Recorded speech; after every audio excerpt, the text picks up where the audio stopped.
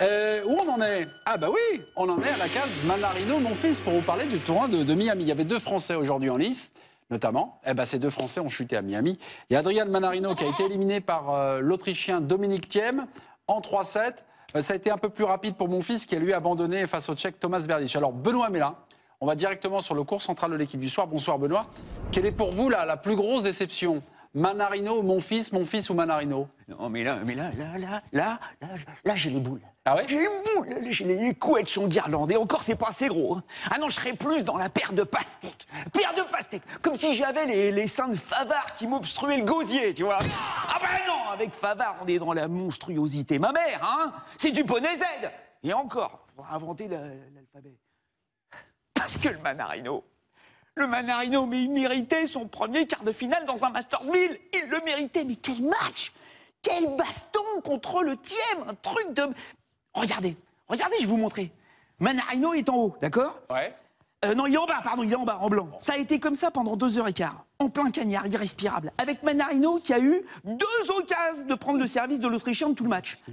Et ben bingo, à chaque fois il a gagné le point pour revenir à un set partout et pour mener 3 jeux à 1 dans le 3e et dernier set. Mais le Thiem, en bas là, du haut de ses 21 ans, avec son revers là, qui a sa place au Louvre, il a été encore plus solide mentalement. Regardez-le, il est partout. Il va gagner les 8 derniers points du match. Un truc de malade. Il doit être dégoûté, le Mannarino. Les coucournes, il doit avoir. Mais bon, pour un gars qui était au-delà de la 100e place mondiale il y a 8 mois, au-delà de la 100e place mondiale quand même il y a 8 mois, essayons de retenir le positif. Hein?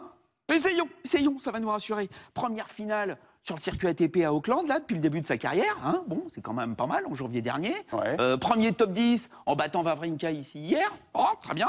Et puis, 8e de finale dans les Masters 1000 à Indian Wells. Et à Miami, première fois de sa carrière qui nous fait ça, le pépère. Et puis, son meilleur classement lundi prochain, 31e mondial. Hein? Bon, ça te permet de déglutir un des 2 pectoraux lolo-brigidiens du Favard. Bon. En revanche, pour le Monfisien... Ah bah ouais, non mais il n'y a rien à digérer. Il n'y a rien à digérer, il n'y a pas eu de match. Le Gaël, il était là, sans être là. Parce que le Berdych, il aime pas jouer Berdych. Ah, il ne sait pas comment lui faire mal au Tchèque. Ah, ça, il sait pas. La seule fois qu'il a battu, c'était un miracle. Roland Garros, premier tour, personne ne l'attendait. Il nous bat le Berdych, 4h, 7-5 au 5e set, un truc de... Mais il ne veut pas jouer. Hein.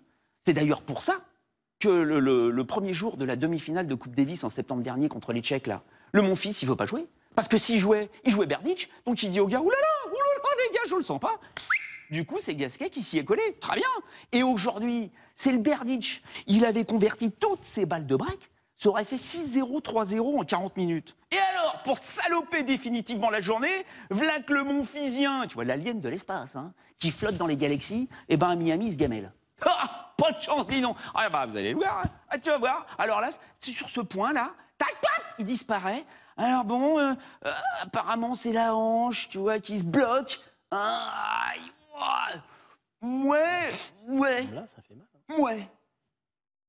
Je sais pas. Non, vous n'êtes pas convaincu. Je sais pas avec lui. C'est pas évident. Il va faire des examens. Alors encore une fois, on retombe dans l'éternelle rengaine du Monfisien qui va pas être prêt à fond pour Roland Garros, machin. C'est sans arrêt la même histoire. On ne sait pas. C'est son 15e abandon. 15e abandon. C'est énorme depuis le début de sa carrière.